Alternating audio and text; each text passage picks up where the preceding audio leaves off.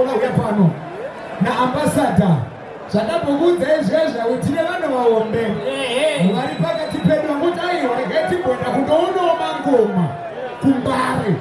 Ambassador Ed Branson wakati uyu mukomana uyu anonzi Tina vanondiitira zvikanzi ndava kukublesa Mr. Mbare naProphet Hansi Topa Marie Prophet Ed Branson vari kukublesa Tina.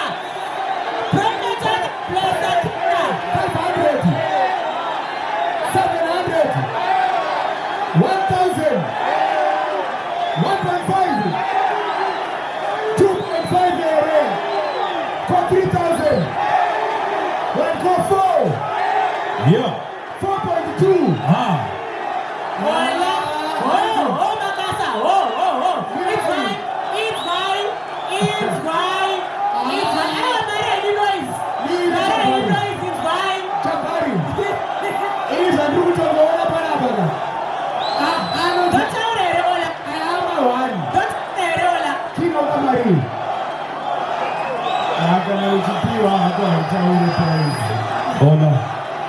Makasa Manja zvakuitika ndezvekuti Ambassador Branson vati tinopa 5,000 US dollars. 5,000 yeah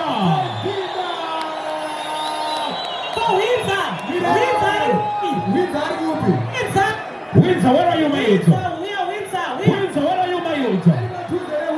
Maintainer, where are you, my youth? Tizi, mayondezero Windsor izvezvi. Mpana wangu kupiko Windsor. Adama. Mayondezero mpana wangu izvezvi.